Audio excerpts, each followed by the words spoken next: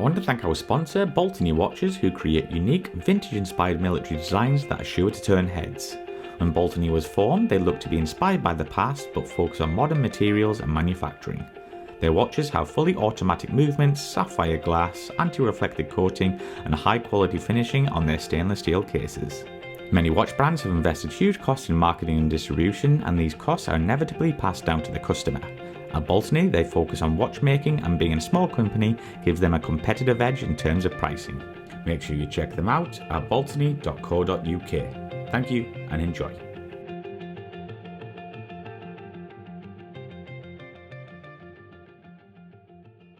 But one of our favourite topics on the channel is DACT or BFM. How did the F3 fare against? Did you go up against the Lakenheath F-15s or any European nations? You know, let me think about this for a minute. I flew against F-16s, the Dutch F-16s, and I flew against the Mirage 2000s, the French, down on an exercise in the UAE, and you know, I think we did do a little bit with the American F-15s out of Lakenheath, but also the Saudi F-15s, who were not very good, and on the same exercise down in the UAE. Yeah, I think it was a TLP they called it back in the days, and it was Treble One. We had a squadron of Mirage 2000, some American F-16s out of some base in New Mexico, and then the Saudi F-15 squadron was there as well. So we did stuff with all of those guys, you know. Did you get your butt kicked a lot against the F-16s maybe? Nah, you know, it's funny you said that. My very first tactical sortie that I recall in Treble One, I show up and, you know, I'd gotten to know the people. I'd flown a few sorties around, and the flight was you know, the F3 at the time had just started flying with the AMRAAM, Block 5 AMRAAM. The Royal Air Force just got it. I feel like the Navy already had it, the Royal Navy, but we were starting to fly with it, right? And obviously I'd been flying with it my whole career, so I kind of understood how the AMRAAM worked and everything, and people were still learning it. And we were doing a 4v4 against some Dutch F-16s. One of my first flights, I was dash 4, you know, just the wingman, had no part in the flight other than join up and shut up, you know, and I'm okay with that, you know, on exchange. And so the flight lead is briefing a grinder. That's a tactic, and it's a good AMRAAM tactic, you know, but it's very complicated. It can fall apart really quick doing it. And he was briefing this, and I'm listening to the brief, and I understand grinder tactics. I've, you know, been doing that for a long time, and I'm listening. The brief was very sound, and all the guys I flew with in Treble were all sharp, smart people, and I'm like, oh, that's a pretty good brief. I'm interested to see how this is going to go, right? And granted, it's nobody's fault. They were new with the AMRAAM, so they were just starting to do this grinder tactic, and it might have been his first time to ever do it, you know, I don't know. So we get airborne and we go meet the Dutch out over the North Sea, and they don't have a lot of gas and time left. I think they might have had a tanker actually, but you know, it had to be a pretty quick exercise. But they're going to be adversaries for us, and we're going to set up a grinder. So we start setting up this grinder, and we have Link 16 in the Tornado, which was cool to me at the time because we didn't have it yet. We had mids, very similar, but we were just starting to get it when I left to come on exchange. And I'm watching all this fold out, you know, and everything seems to be going good. And then the Dutch, obviously very skilled. I was very impressed with the Dutch F-16 guys. I thought that they were good aviators. They employed their system well, because I think they had older F-16s too. But they obviously knew what we were doing, and they were dragging all of our missiles off. And I'm sitting there thinking to myself, I know what I would do in this situation. I'd stop doing this grinder, because pretty soon we're going to be out of missiles, and it's going to be 1v1 with the heaters and guns only. And that's what happened. Sooner or later, we're all out of missiles, and that's when the F-16s, came to the merge, and it didn't go well at all. And it wasn't because the F-16 was better than the F-3. It was just the tactics set up. It was a learning lesson. And the funny thing is, if that happened in America, we'd spend all day debriefing it, right? We'd be looking at everybody's tapes, everybody would get beat up over it. And we go back to the debrief, And I'm sitting there thinking, wow, this is gonna be interesting how this goes. And the flight, I think it might have been a Friday too, so we wanted to get over to the club, and the flight lead just goes, well, that didn't go very well, did it? And everybody's like, nope, it didn't. He goes, all right, see y'all later. We left. I thought I was like, I am in the right place now. This is awesome. The bar's open, let's go. Yeah, because I was mad. I was like, oh, we're going to be here all day now. Because in America, it was over. You know, you're going to sit there and debrief that. Yeah. But I thought it was great. That's great. It made it a better experience. Absolutely. Yeah. So you mentioned, your frontline squadron was Treble 1. Is this normal to go into a frontline squadron? Because I've interviewed a few people and they go to the OCU as instructors. I think for the Marines, I do know there was a Navy guy in the OCU as an instructor, but he didn't come there till after about the time I was leaving Treble 1. There was no other American in that squadron, but I think they generally had a Navy. I believe a Tomcat guy in 56 Squadron was an instructor during the time I was there. But the Marines, from what I understand, always had a place in Treble 1. And the reason I say that, because the squadron pictures that were on the wall, you could go through there and I could identify the Marine in the squadron going all the way back. And Roy McIntyre would talk about them, guys that are way gone. And then I went to the Sundown, when the F3 decommissioned. I guess that's what you guys call it. Up in Lucas, I came in to attend that, and I met a few other Marines that were, older guys at the time. I'm an old man now. I thought they were old, but they seemed like that then. But they were former exchange guys in Treble 1. Yeah. And one of them was an F4 driver. Oh, nice. Yeah. So how did you feel being on that squadron? Because obviously there was a bit of rivalry with 43, wasn't there? Yeah, there was. There was an Air Force guy in 43 Squadron. Who was a friend of mine. He and I made friends. Ivan Sudak, he was a good dude. And they were a little bit of a rival with us. We had, different mentalities. I think we flew the same, but to me, they seemed a little more uptight than Treble 1 did. But I don't know. They probably thought the same. There's just normal rivalries. Yeah. Did you ever meet up in the old club or anything like that? Yeah, all the time. And a lot of the guys, one thing I noticed about the Royal Air Force, people seem to either anchor in a squadron for a long time or people rotated a lot, right? Because when I went to the OCU, some of the instructors that taught at the OCU eventually ended up in my squadron. Right. And then some guys that were over in 43 Squadron came over to Treble 1, and some Treble 1 guys would go over to 43 Squadron, But everybody has their loyalties. As soon as they left and went to the other side, we never really talked to them again, and they didn't talk to us, kind of deal. Yeah. So did you fly the F3 on any large exercises or NATO exercises? Ooh, we went over to America in it, to Mountain Home Air Force Base. Really? Flew an exercise over there during my time here, our time with the Royal Air Force. We went to the UAE, to Al Dhafra, and did that tactical leadership, TLP exercise. Tactical leadership, yeah. And I'm not sure if they still do those anymore, but we went over there. That's when we were with the Mirage, the F-15s, the American F-16s. Let me think.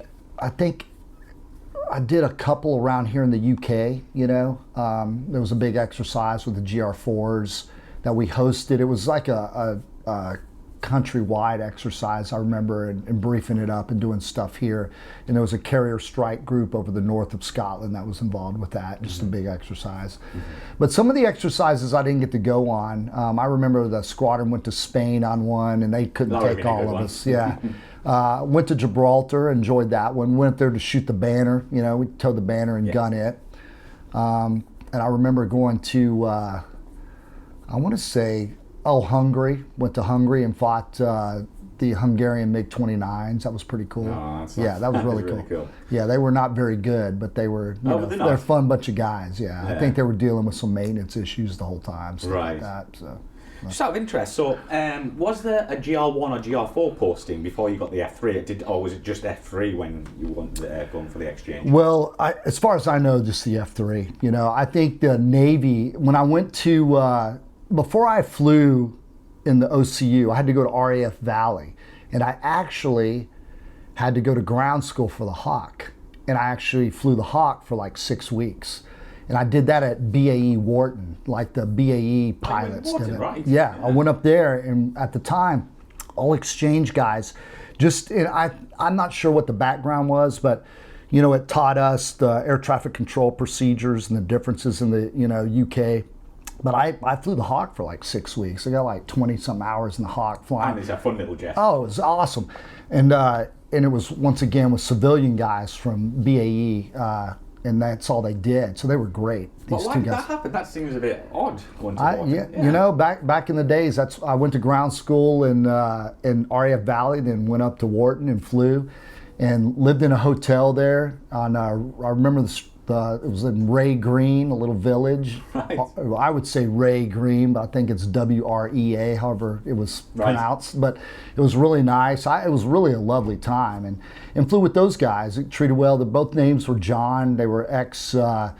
I think one of them flew Buccaneers and then GR1s, and the other guy was a GR1 guy. Both very highly talented, aviators, and flew with those guys. It was really nice. But anyway, we just did basic air work, mainly air traffic control procedures. We just would take off and bounce around all of the UK, going to do approaches at different bases, and still it didn't teach me anything because I still couldn't understand what anybody was telling me.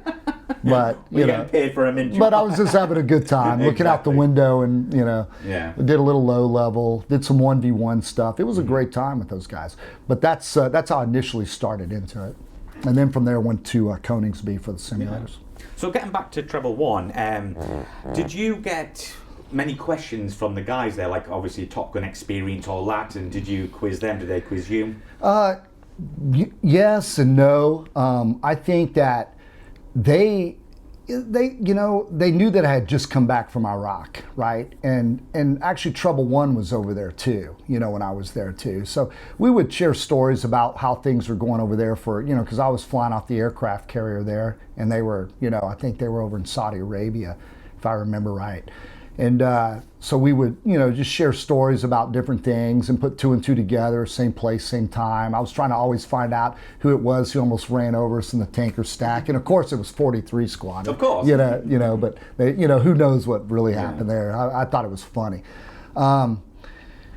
We would talk tactics. Like I said, the AMRAAM was new to them. So I would, inject my opinion on some things about how to operate it or what to use. Because at the time, I don't want to get into any kind of classification level stuff, but from what I understand, and I could tell from being there, they did not buy the manuals for it, or they were not sold some of the tactical manuals for from the AMRAAM. And the reason I always heard was because they were in development at the time of the Meteor missile, which was in direct competition to the AIM-120, right? So I can understand. So they had this missile, but they didn't have all the manuals to how to use it properly. And the F-3 didn't have medium PRF built into the radar, and which is, really part of the whole process of employing an AIM-120. So it made some limitations on the AIM-120 that I didn't fully understand, that they understood, but I understand other things about the AMRAAM. So, we worked together pretty well with that. John Shields in the weapons flight, Gilly, another guy in there I worked with a lot, and they were super sharp guys. And in fact, they probably taught me some things about the AMRAAM that I never took the time to notice because they paid attention. But yeah, that we would exchange ideas about that. But all the other tactics that the Royal Air Force was using were identical almost to what the Marine Corps was using. Oh, wow. Yeah, VID scenarios and stuff like that. Absolutely, it's like right out of our books. We shared the information. Somehow, some way, we were doing the same thing. Wow. And that was very refreshing to me. It made life easy for me. Did you ever get to buzz the tower or do any flybys of the airfields or anything like that? No, one thing, at the Royal Air Force, once again, I think you guys have an awesome tradition, right? You love the Royal Air Force, and you're treated better than a lot of us, the American, public thinks of our military sometimes. We come into the overhead, right? The break, the overhead to land. In the U.S., you're limited. Basically, a lot of the bases are in Class Bravo airspace, so you're going no more than 300, 350 knots in the break. Here it was no problem. You come into the break here and 200 feet and do a pitch up break and stuff like that, and it was just part of the culture. Or do a a break, all kinds of a break out of a looser formations and stuff. And I always found that fun. It just added an edge to the flight that was just enjoyable for me, doing stuff like that, I'm guessing you did, but did you ever attend any of the famous Lucas air shows? Oh yeah, absolutely. Every year I was there, I went to the air show because I had to work at it. Did you? Right. Well, I had to wear my Marine uncomfortable uniform and work in the VIP tent, welcoming people and stuff. Always, it's part of the duty of being in the military, right? No, I enjoyed it. Really nice. Mm-hmm. Did you ever meet any US guys when you were on base, like from other squadrons that came to visit? Anything like that happen? Every now and then there would be an F-15 crew that would divert or for whatever reason, but they were all out of Lake and Heath, would come through here. And I'd see them at the officers club and things like that and chit chat them. They were always, anytime I ran into Americans on exercises, they were always, interested to see that there was a Marine flying with the Royal Air Force, because I'd let my hair grow. It wasn't a Marine haircut at the time. No. I had long sideburns and but I still wore the Marine flight suit, but I didn't have my rank on the shoulders like the Royal Air Force does. I remember one time the Commandant of the Marine Corps, not with the Commandant, he was General Jones, who was the former Commandant, went over, I think he was a European commander or something, a co-comp commander. And he was known to pass through Lucas. There was, and one time I landed and there was a G4 with Marine painting on it, All right. parked on the base. And I was like, uh-oh, as I'm taxiing in. And that was like the longest my hair had been. I had like sideburns down below my ears and, and I remember thinking, any Marine general is going to land on a base and, the base commander is going to meet him if he's a 4-star, and he's going to, group, the guy, that ran Lucas was an awesome dude, and he would have definitely said, hey, we got one of your Marines here on base. And he would have said, oh, let me go by and just say hi to him. And then I would just figure I was about to get out of this airplane with long hair and these sideburns, and he was going to break my sword and put me in the airplane and take me back with him. So, I was thinking if I would have had a knife on me at that point, I probably would have gave myself a haircut in the airplane as I'm taxiing in. So do you have any? You probably have a few again, but maybe share one or two stories from your time on the F3.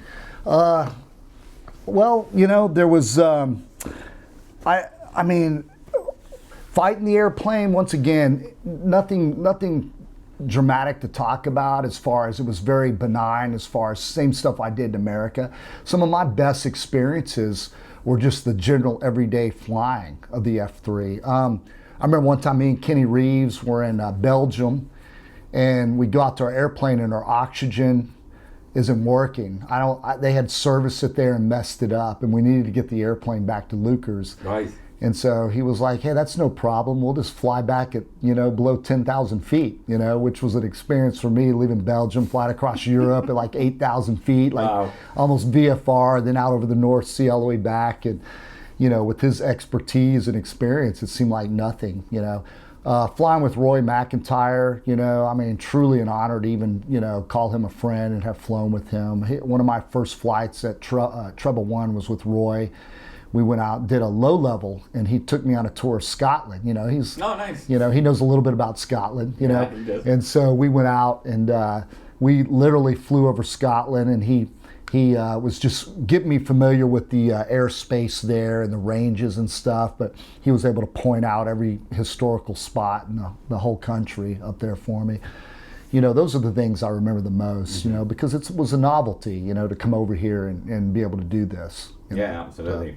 And before we wrap up the Tornado part, as you can see, we've got my helmet here. How did you feel wearing the RAF gear compared to the Marine gear? It took a little while to get used to. The helmet's much more bulkier. But obviously I felt like it would protect me better than some of the lighter weight stuff we wear. The mask that Royal Air Force wore, it's probably a little more functional and a little more comfortable once you get used to it, but initially I didn't like it. It just felt funny, only because I had grown up wearing the fuller mask, and it would literally cut off right here. It's just, and so it just felt weird at first. But like anything else, after flying with it, 50 hours, you're totally used to it. It didn't matter. But yeah, the gear was top notch. One thing that really caught my attention is the night vision goggles we fly with. Oh, yeah. Royal Air Force. The ones we flew with at the time in the Marine Corps were called Anvis 9s, and they were very lightweight. The ones that we flew with in the RAF were much heavier, and they stuck on top of your helmet, obviously. But I remember there was det cord.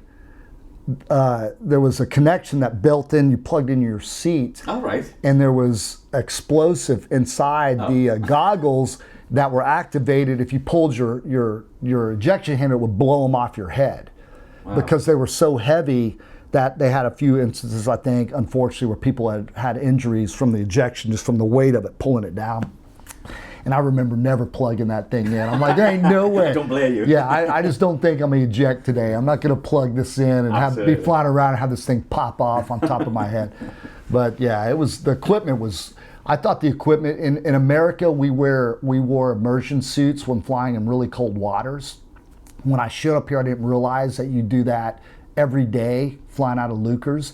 And I was really, this is not going to be good, because the ones we have in America are extremely uncomfortable, right? It's like a medieval torture device you're wearing flying around.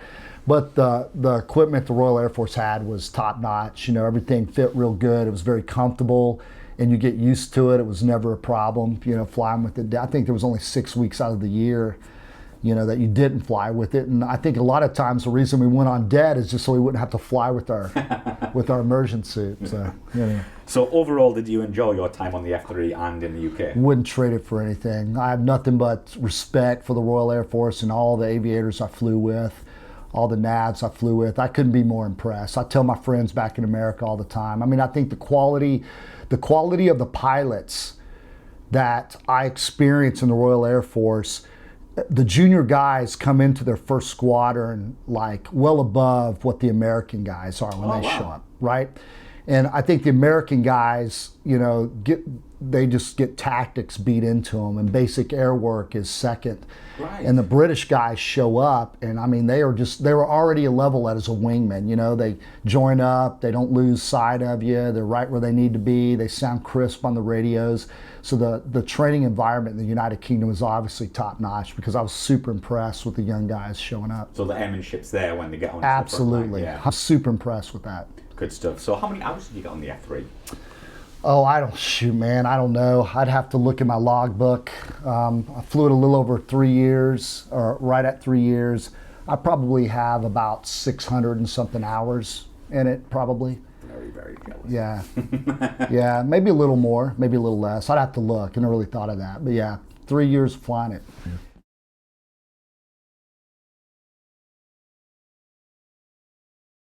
So Nugs, you also flew the F5 as an aggressor. Can you tell us how this came about?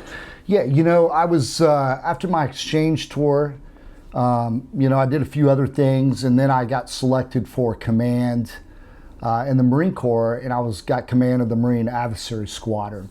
When I originally found out I was getting the F5 squadron, I'm not gonna lie, I was a little disappointed, right? Because I had been nothing but a carrier guy, so I assumed if I was lucky enough to get command, I would probably go back to the boat. But when I found out, I was just happy to have command, because as an aviator, there's not a lot of commands for you in the Marines. Right. But it turned out to be one of the best tours I could ever imagine. So it's in Yuma, Arizona. I had, at the time, I had 13. No, at the time when I showed up, I think we had 14 F5s. My boss was not even on the base. I worked for a different boss. So I had my own, like, word you guys can relate with, my own fiefdom or fiefdom or whatever. You know, I was the boss, the king. I had excellent maintenance and excellent pilots. Most all of my pilots were weapons school guys, or air combat tactics instructors. And it was really nice. We had former Swiss Air Force F5s that they had souped up and called them F5Ns. And they had just pulse radars in them, so the radar wasn't that great. But it had a lot of other little Gucci things in it that we could use. And we, you know, did the same thing almost every day. It was all air to air, you know, supporting. We supported the Fleet Marine Force. Sometimes we'd support the Air Force as well. We did a det supporting F-22s when I was there. And we flew an aggressive schedule. In my 2 years there, I want to say we flew almost 8,000 hours of flight time. Wow. And don't quote me on that, but I'm pretty sure, or no, I'm sorry, not flight time, sorties. Because we would fly day in and day out. The only days we didn't fly were weekends, Saturday and Sunday, and sometimes we did, you know. Wow. So we would fly and fly and fly. And the whole time I was there, one thing that I was impressed about, and maybe it was because I was the boss of the squadron, but I don't think so, is I only lost 2 aircraft to maintenance in 2 years there. That is impressive. That's for an and F5. that's well, yeah, for any fighter aircraft. jet, because a lot of times you're going to lose a sortie for a problem. Never lost it 2 times in 2 years. The guys I had made it an excellent squadron. I mean, I still keep up with most of those fellas. I mean, they were awesome. I couldn't ask for a better group of guys there flying. But anyway, yeah, I came on as the boss, took it over. We went on a few debts. We went to Mountain Home to support the Air Force. We would go to Beaufort, South Carolina to support the Marines out on the East Coast. We'd go to Miramar sometimes out of Yuma just because we'd have more gas and more range to go out over the sea. That's the only problem with that aircraft. We chose to fly it with no drop tank, whereas the Navy flew their F-5s with a single centerline drop tank. Right. We didn't. We flew them slick, which it was a little rocket ship. You know, it would go fast. And supersonic, wasn't it? Oh yeah, we almost go Mach 2. I mean, it was a fast airplane. You know, you light the burners and get the altitude, put it in a dive. You can get going real fast too. So. Must have been a really nice tour of that. But what was the actual F5 like to fly? You know, out of all the jets I've flown, other than the A4, it was probably the least maneuverable. Oh, really? Yeah, it was surprisingly good. You know, once slow, we had maneuver flaps, you know, that you could put out and stuff, and you could get pretty slow and fight, but it had this edge to it where you just couldn't like pull and forget. You know, you had to always constantly think about things in that airplane because of the little wings and stuff. You didn't want to depart it, because if you depart it, you know, you can recover, but it loses altitude so fast if you get it in a spin or anything. And some of the sorties, you know, most of the time are flying. By the time you're turning, and if you're going slow like that, I might be 15,000 feet or getting close to the hard deck, and the last thing I want to do is spin it, because you're going to immediately have to pull the handle if you do that. And especially as the boss of the squadron, I want to let that not happen to me, or I didn't want any of my Marines that happening to. So my point is you couldn't pull and forget. You know, you had to really pay attention the whole time you're flying the airplane. Once you get it into those kind of regimes, excellent airplane though, maintenance wise. It was very maneuverable, very hard to see. You'd be surprised how many times if somebody loses a radar lock on you, it's over for them. I mean, really? we would come to the merge and somebody wouldn't even know we were there at the time. And it's still going to this day, the F5, isn't it? Yeah. Oh yeah, they're still flying them there now. Yep. So overall, did you enjoy your time as an aggressor? Absolutely, I did. It went by too fast. It was a good time. That's a good sign, though. yeah. It went by too fast, and that was a special time of my life, because the Marines that were working with me were just top notch. You know, all of them were just, they made the tour excellent, and job good for me. You know, they made me look good. You also flew the A4 with Draken. How did this position come about? When I retired from the Marines, I still had contacts in the industry and stuff, and a buddy of mine, Jeff Magwa Scott, and Snort Snodgrass, who's an infamous F-14 guy. Never heard of him. Yeah, Snort. I knew Snort, and they reached out to me and wanted to know. They knew I was the former CEO of an adversary squadron, and asked me if I'd be interested in flying for them. Well, I just started with United Airlines, my retirement gig, which I'm at now, and I was on reserve as a new pilot, so it was kind of a good deal for me. On my days off, I could go fly with those guys, so I did it.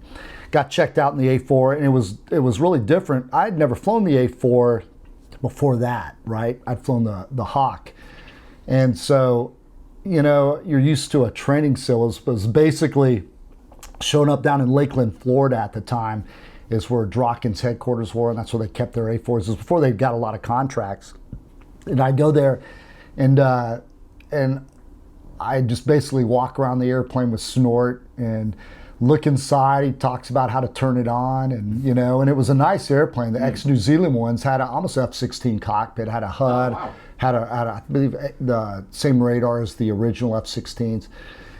And you know, it's a single engine airplane. It can't be that hard, right? So, You know, I fly it with Snort. Snort checks me out. I think I fly 3 times with him, and he goes, "Oh yeah, you got this down." And because I was a civilian now, I had to get a type rating in it. Right. That's I don't know if they do that here, but American thing. So they have a guy that's supposedly an FAA guy that can give you a type rating. He's going to come out and give me a type rating of this, and so I was stressed out about that because I didn't want to, have a mark against my record because I really didn't feel like I knew what I was doing in the airplane. But he turned out to be a great guy, ex-Air Force guy, and we flew the airplane and got my type rating in it, and the rest is history. Excellent airplane to fly, one of the funnest airplanes I've ever flown.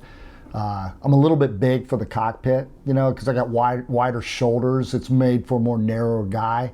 So it was always a struggle. I mean, once I climbed in the cockpit, I couldn't move. I just had to look straight ahead. I could only turn my head.